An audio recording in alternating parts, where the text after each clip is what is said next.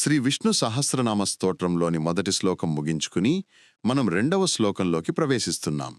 ఈ శ్లోకం భగవంతుడు ఎవరో మాత్రమే కాదు, మనకు ఆయనతో ఉన్న సంబంధమేమిటో కూడా స్పష్టంగా చెబుతుంది. ముందుగా శ్లోకాన్ని శ్రద్ధగా స్మరించుకుందాం. పూతాత్మా పరమాత్మా చ ముక్తానాం పరమాగతిః అవ్యయః పురుషః సాక్షి క్షేత్రజ్ఞోక్షర ఏవచ. ఈ శ్లోకంలో మొత్తం 8 నామాలున్నాయి. పూతాత్మ, పరమాత్మ, ముక్తానాం పరమాగతిః, అవ్యయః, పురుషః, సాక్షి, క్షేత్రజ్ఞః, అక్షరః. ఇప్పుడు ఒక్కొక్క నామాన్ని అర్థం చేసుకుందాం. శ్రీ విష్ణు సహస్రనామ స్తోత్రంలోని 10వ నామం పూతాత్మ. శ్రీ ఆదిశంకరాచార్యుల వారు తమ భాష్యంలో ఈ నామానికిచ్చిన పవిత్రమైన అర్థాన్ని ఇప్పుడు తెలుసుకుందాం. మొదటిగా అత్యంత పరిశుద్ధుడు. శంకరాచార్యుల వారు పూతః ఆత్మా యస్య సహ పూతాత్మ అని వివరించారు. పూత అంటే పవిత్రమైన లేదా శుద్ధి చేయబడిన అని అర్థం. పరమాత్మ ఏ విధమైన దోషాలు లేనివాడు. మనలాంటి సామాన్య జీవులకు రాగద్వేషాలు, అజ్ఞానం, పాపపుణ్యాలు అనే మలినాలు అంటుకుంటాయి. కాని పరమాత్మ వీటన్నింటికీ అతీతుడు. ఆయన ఎప్పుడూ పరిశుద్ధంగా ఉండే చైతన్య స్వరూపం. రెండవ అర్థం పవిత్రం చేసేవాడు. భగవంతుడు కేవలం తాను పవిత్రుడిగా ఉండటమే కాదు, తనను నమ్ముకున్న వారిని కూడా పవిత్రం చేస్తాడు. గంగానదిలో మునిగితే శరీరం ఎలా శుద్ధి అవుతుందో, పూతాత్మ అనే ఈ నామాన్ని స్మరిస్తే మన మనస్సులోని చెడు ఆలోచనలు, కల్మషాలు తొలగిపోతాయి.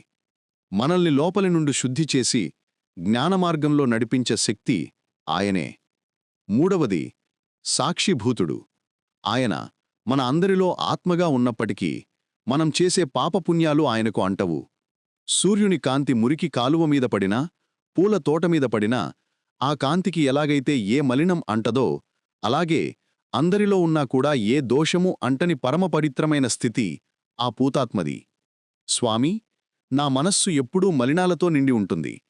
పవిత్ర స్వరూపుడవైన నీ నామాన్ని స్మరిస్తూ నా హృదయాన్ని కూడా నిర్మలంగా మార్చుకుంటాను అని ప్రార్థించడమే ఈ నామస్మరణలోని పరమార్థం.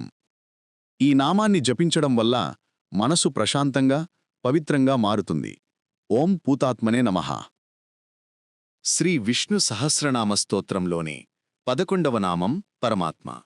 ఆధ్యాత్మిక ప్రపంచంలో అత్యంత కీలకమైన, శక్తివంతమైన పదాలలో ఇది ఒకటి.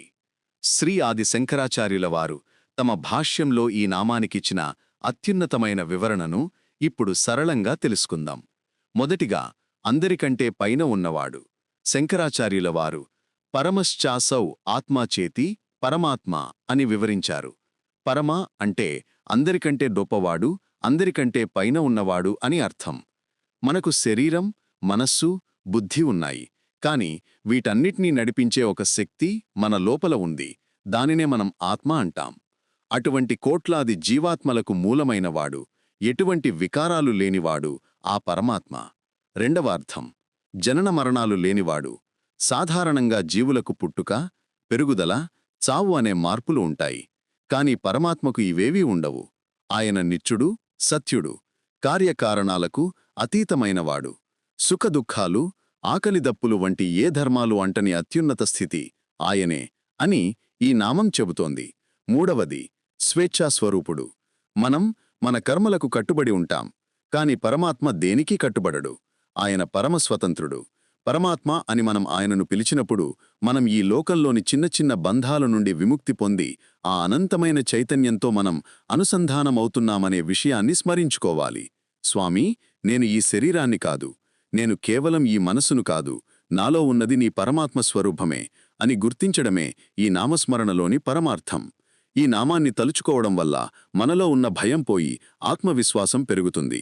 మనం ఆ పరమాత్మలో భాగమే అని తెలిసినప్పుడు మన జీవితానికి ఒక పరమార్థం దొరుకుతుంది. ఓం పరమాత్మనే నమః. శ్రీ విష్ణు సహస్రనామ స్తోత్రంలోని 12వ నామం ముక్తానాం పరమాగతిః.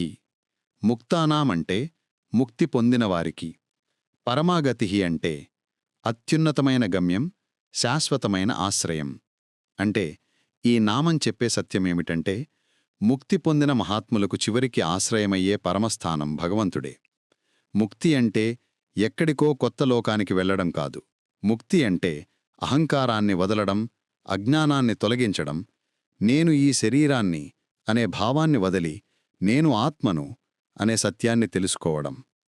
అహంకారం, మోహం లేనివారు, ఆసక్తులు, బంధాలు వదిలినవారు, ఎప్పుడూ పరమాత్మను తలుచుకునేవారు, కోరికలు లేనివారు, సుఖం, దుఃఖం, మానం, అపమానం వంటి ద్వంద్వాలకు లోబడని వారే ముక్తులు.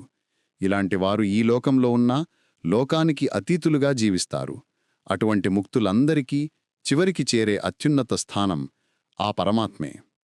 నదులు ఎక్కడెక్కడ పుట్టినా చివరికి సముద్రంలో కలసి విశ్రాంతి పొందినట్లే జ్ఞానులు, భక్తులు కూడా చివరకు విష్ణుమూర్తిలో లీనమయ్యి శాశ్వతమైన ఆనందాన్ని పొందుతారు. ఆ స్థితిని చేరుకున్న తర్వాత ఇక దుఃఖం ఉండదు. ఈ నామం మనకు గొప్ప ధైర్యాన్నిస్తుంది. ఈ లోకంలో మనం ఎంత కష్టాలు పడినా చివరికి చేరాల్సిన ప్రశాంతమైన ఆశ్రయం ఆ పరమాత్మే. మన ప్రయాణం ఎక్కడికి వెళుతోందో అని భయపడాల్సిన అవసరం లేదు. ఆయనను నమ్ముకుంటే ఆయనే మనకు పరమగతిగా మారి మనల్ని ఆదుకుంటాడు. ఈ నామాన్ని తలుచుకుంటే మనలో వైరాగ్యం పెరుగుతుంది, భగవంతునిపై అచంచలమైన భక్తి కలుగుతుంది. మన జీవిత లక్ష్యం ఆ పరమాత్మను చేరుకోవడమే అని ఈ నామం మనకు గుర్తు చేస్తుంది. ఓం ముక్తానాం పరమాగతియే నమః. శ్రీ విష్ణు సహస్రనామ స్తోత్రంలోని 13వ నామం అవ్యయః. ఈ నామం భగవంతుని శాశ్వత స్వరూపాన్ని మన ముందుంచుతుంది. మన జీవితం ఎప్పుడూ మారుతూ ఉండగా మారకుండా నిలిచే సత్యం ఏదో ఈ నామం స్పష్టంగా చెప్తుంది. వ్యయము అంటే తరుగుట, నశించుట, మారిపోవుట. అవ్యయః అంటే ఎప్పటికీ తరుగనివాడు, ఎప్పటికీ మారనివాడు, నశించని శాశ్వతమైనవాడు. అంటే భగవంతుడు కాలానికి లోబడడు. సృష్టి, స్థితి, లయ ఈ మూడింటికి అతీతుడై ఉండేవాడే అవ్యయః. శంకరులు స్పష్టంగా చెప్తారు, బ్రహ్మం నిత్యము, అవికారము, అవ్యయము. మార్పు చెందేది జగత్తు మాత్రమే.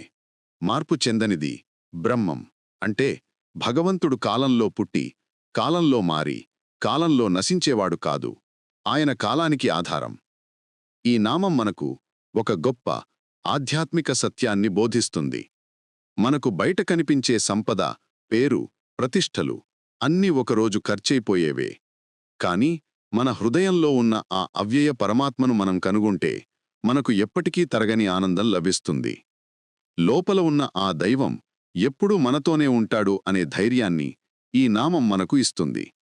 స్వామి, అశాశ్వతమైన ఈ ప్రపంచంలో శాశ్వతుడవు నీ ఒక్కడివే. నీ నామాన్ని స్మరిస్తూ నా మనసును కూడా స్థిరంగా మార్చుకుంటాను అని ప్రార్థించడమే ఈ నామస్మరణలోని పరమార్థం. ఈ నామాన్ని జపించడం వల్ల మనలో ఉన్న అభద్రతాభావం తొలగిపోయి మనశ్శాంతి కలుగుతుంది. ఓం అవ్యయాయ నమః. శ్రీ విష్ణు సహస్రనామ స్తోత్రంలోని 14వ నామం పురుషః. శ్రీ ఆదిశంకరాచార్యుల వారు తమ భాష్యంలో ఈ నామానికి 3 ప్రధానమైన మరియు లోతైన అర్థాలను వివరించారు.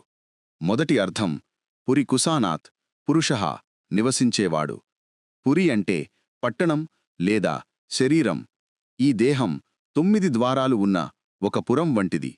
ఆ శరీరంలో కుషానాత్ ఉండేవాడు కనుక పురుషః అంటే భగవంతుడు ఎక్కడో వైకుంఠంలోనే కాదు, నీ లోపలే ఆత్మరూపంలో ఉన్నాడని ఇది తెలియజేస్తుంది. రెండవ అర్థం పూరణాత్, పురుషః నిండి ఉన్నవాడు. పూరణాత్ అంటే నింపడం. పరమాత్మ తన ఉనికితో ఈ ప్రకృతిని, విశ్వాన్ని అంతటినీ పూరించినవాడు కాబట్టి ఆయన పురుషుడు. ఈ జగత్తు అంతటా ఏది నిండి ఉందో, దేనిచేత ఈ విశ్వం వ్యాపింపబడి ఉందో ఆ తత్వమే పురుషుడు.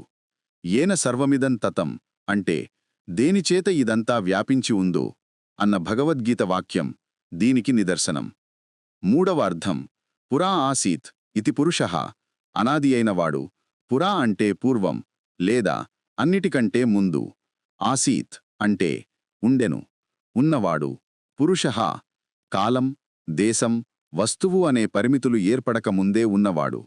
శంకరులవారి అద్వైత సిద్ధాంతం ప్రకారం ఈ సృష్టికి పూర్వం కేవలం ఏకైక చైతన్యం మాత్రమే ఉంది. కాలమనేది సృష్టితో పాటు మొదలైంది. కాని భగవంతుడు కాలాన్ని సృష్టించినవాడు. కాబట్టి కాలం పుట్టకముందే ఆయన ఉన్నాడు.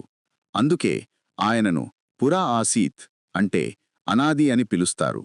స్వామి, నా దేహమనే ఆలయంలో ఉన్న దైవానివి నీవే, అంతటా నిండి ఉన్న ఆ మహాపురుషుడివి నీవే అని గుర్తించడమే ఈ నామస్మరణలోని పరమార్థం. ఈ నామాన్ని తలుచుకోవడం వల్ల మనలో భయము, అశాంతి తొలగిపోయి మన లోపల ఉన్న దైవత్వాన్ని మనం అనుభూతి చెందగలుగుతాం. ఓం పురుషాయ నమః. శ్రీ విష్ణు సహస్రనామ స్తోత్రంలోని 15వ నామం సాక్షి. మనందరికీ బాగా తెలిసిన మాట ఇది. కాని భగవంతుడిని సాక్షి అని ఎందుకు పిలుస్తారో శ్రీ ఆదిశంకరాచార్యుల వారు తమ భాష్యంలో చాలా అద్భుతంగా వివరించారు. ఆ విశేషాలను ఇప్పుడు సరళంగా తెలుసుకుందాం. శంకరాచార్యుల వారు సాక్షాదవ్యవధానేన స్వబోధేన ఈక్షతే పశ్యతి సర్వమితి సాక్షి అని వివరించారు. అంటే ఎలాంటి అడ్డంకులు లేకుండా తన స్వంత జ్ఞానంతో జరిగే ప్రతిదాన్ని ప్రత్యక్షంగా చూసేవాడే సాక్షి. మనం ఒక పని చేస్తున్నప్పుడు ఎవరూ చూడటం లేదు అనుకుంటాం. కాని మన లోపల ఉండి మనం చేసే ప్రతి పనిని, మనకు కలిగే ప్రతి ఆలోచనను నిరంతరం గమనిస్తూ ఉండేవాడు ఆ పరమాత్మ. ఆయన కన్ను కప్పడం ఎవరికీ సాధ్యం కాదు. సాక్షి అంటే కేవలం చూడటమే కాదు, అందులో మమేకం కాకుండా ఉండేవాడు అని అర్థం. ఉదాహరణకు, ఒక నాటకాన్ని చూసే ప్రేక్షకుడు ఆ నాటకంలోని సుఖదుఖాలకు ఎలాగైతే ప్రభావితం కాడో, అలాగే పరమాత్మ ఈ ప్రపంచంలో జరిగే అన్నింటినీ చూస్తూ ఉంటాడు కాని దేనికీ అంటుకోడు. ఆయన నిర్లిప్తుడు. సూర్యుడు లోకంలో జరిగే పనులన్నింటికీ వెలుగునిస్తాడు కాని ఆ పనుల పుణ్యపాపాలు సూర్యుడికి ఎలా అంటవో, ఈ సాక్షి అయిన పరమాత్మ కూడా అలాగే ఉంటాడు. దేవుడు చూస్తున్నాడు అనే భావన మనలో ఉంటే మనం తప్పు చెయ్యాలన్నా భయపడతాం. ఈ నామం మనల్ని ఎప్పుడూ సరైన మార్గంలో ఉంచుతుంది. మనం ఒంటరిగా ఉన్నా, 10 మందిలో ఉన్నా, మనల్ని కనిపెట్టుకుని ఉండే ఆ సాక్షి మన వెంటే ఉన్నాడు అనే స్పృహ మనకు క్రమశిక్షణనిస్తుంది. స్వామి, నా ప్రతి ఆలోచన, నా ప్రతి అడుగు నీకు తెలుసు. నీ సాక్షిత్వంలో నేను పవిత్రంగా జీవించలా నన్ను నడిపించు అని ప్రార్థించడమే ఈ నామస్మరణలోని పరమార్థం. ఈ నామాన్ని స్మరించడం వల్ల మనలో సత్యం, నీతి పట్ల గౌరవం పెరుగుతాయి. ఓం సాక్షినే నమః.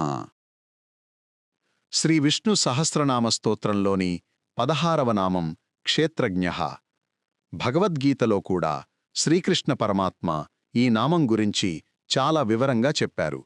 శ్రీ ఆదిశంకరాచార్యుల వారు తమ భాష్యంలో ఈ పదంలోని లోతైన రహస్యాలను ఎలా వివరించారో ఇప్పుడు సరళంగా తెలుసుకుందాం. మొదటిగా, క్షేత్రం అంటే ఏమిటి? శంకరాచార్యుల వారు క్షేత్రం అంటే మన శరీరం అని వివరించారు. ఈ శరీరాన్ని ఒక పొలంతో పోల్చవచ్చు. పొలంలో మనం ఎలాంటి విత్తనాలు వేస్తే అలాంటి పంట ఎలా వస్తుందో, అలాగే ఈ శరీరంతో మనం ఎలాంటి పనులు చేస్తామో అలాంటి ఫలితాలనే అనుభవిస్తాం. అందుకే ఈ దేహాన్ని క్షేత్రం అంటారు. రెండవది, క్షేత్రజ్ఞుడు అంటే ఎవరు? క్షేత్రం జానాతి ఇతి క్షేత్రజ్ఞః అంటే ఈ శరీరం గురించి, శరీరంలో జరిగే మార్పుల గురించి పూర్తిగా తెలిసినవాడు అని అర్థం. మన కళ్ళు చూస్తున్నాయి, మన మనస్సు ఆలోచిస్తోంది. వీటన్నింటినీ గమనిస్తూ ఈ శరీరం కంటే విభిన్నంగా ఉండే ఆత్మస్వరూపమే ఈ క్షేత్రజ్ఞుడు. ఆయనే సాక్షాత్తు విష్ణుమూర్తి. మూడవది, అన్ని శరీరాల్లో ఉన్నవాడు. భగవంతుడు కేవలం ఒకని శరీరంలోనే కాదు, సృష్టిలోని ప్రతి ప్రాణి శరీరంలోనూ క్షేత్రజ్ఞుడిగా ఉన్నాడు. అందుకే భగవద్గీతలో క్షేత్రజ్ఞం చాపి మాం విద్ధి సర్వక్షేత్రేషు భారత అని చెప్పబడింది. అంటే ప్రతి శరీరంలో ఉన్న ఆత్మను నేనే అని భగవంతుని సందేశం. స్వామి, ఈ శరీరం నేను కాదు, ఇది కేవలం నీవు నివసించే క్షేత్రం మాత్రమే. ఇందులో ఉండి నన్ను నడిపిస్తున్న జ్ఞానస్వరూపుడివి నీవే అని గుర్తించడమే ఈ నామస్మరణలోని పరమార్థం. ఈ నామాన్ని తలుచుకోవడం వల్ల మనకు దేహం మీద ఉన్న వ్యామోహం తగ్గి ఆత్మజ్ఞానం కలుగుతుంది. ఓం క్షేత్రజ్ఞాయ నమః. శ్రీ విష్ణు సహస్రనామ స్తోత్రంలోని 17వ నామం అక్షరః. ఇది చాలా చిన్న పదం, కాని వేదాంతాల సారాంశమంతా ఇందులో ఉంది. శ్రీ ఆదిశంకరాచార్యుల వారు తమ భాష్యంలో ఈ నామానికి ఇచ్చిన అర్థాన్ని ఇప్పుడు సరళంగా తెలుసుకుందాం. మొదటిగా, నాశనం లేనివాడు. శంకరాచార్యుల వారు నక్షరతి ఇతి అక్షరః అని వివరించారు. క్షర అంటే నశించేది లేదా కరిగిపోయేది అని అర్థం. మనం చూస్తున్న ఈ ప్రపంచంలో ప్రతిదీ ఏదో ఒక రోజు నశించిపోయేదే. కాని ఏ కాలంలోనూ ఏ స్థితిలోనూ నాశనం లేనివాడు ఆ పరమాత్మ ఒక్కడే. ఆయన ఎప్పుడూ ఉంటాడు. అందుకే ఆయనను అక్షరుడు అంటాం. రెండవ అర్థం, మార్పు లేనివాడు. అక్షరః అంటే మార్పు చెందనివాడు అని కూడా అర్థం. మన శరీరం బాల్యం నుండి ముసలితనం వరకు మారుతూ ఉంటుంది. వస్తువులు పాతబడిపోతాయి. కాని భగవంతుడిలో ఎటువంటి మార్పు ఉండదు. ఆయన ఎప్పుడూ ఒకేలా ఉండే సత్యస్వరూపం. సముద్రంపైన అలలు ఎన్ని మారుతున్నా, లోతల ఉన్న నీరు ఎలాగైతే మారదో, ఈ సృష్టిలో ఎన్ని మార్పులు వచ్చినా పరమాత్మ అలాగే ఉంటాడు. మూడవది, ఓంకార స్వరూపం. వేదాలలో అక్షరం అంటే ఓంకారం అని కూడా అర్థముంది. ఓం ఇత్యేకాక్షరం బ్రహ్మ అంటే ఆ ప్రణవనాదం లేదా ఓంకారం ఆ భగవంతుని స్వరూపమే. మనం ఓంకారాన్ని స్మరించినప్పుడు ఆ అక్షరస్వరూపుడైన విష్ణువునే ధ్యానిస్తున్నామని అర్థం. స్వామీ, అశాశ్వతమైన ఈ లోకంలో శాశ్వతమైన అక్షరస్వరూపవు నీవే. మారుతున్న నా జీవితంలో నీవు మాత్రమే మార్పులేని తోడువి అని నమ్మడమే ఈ నామస్మరణలోని పరమార్థం. ఈ నామాన్ని తలుచుకోవడం వల్ల మన మనసులోని అశాంతి తొలగిపోయి ఒక విధమైన స్థిరత్వం ఏర్పడుతుంది. మనం నశించే వస్తువుల మీద కాకుండా నాశనం లేని ఆ పరమాత్మ మీద దృష్టి పెట్టాలని ఈ నామం మనకు బోధిస్తుంది. ఓం అక్షరాయ నమః.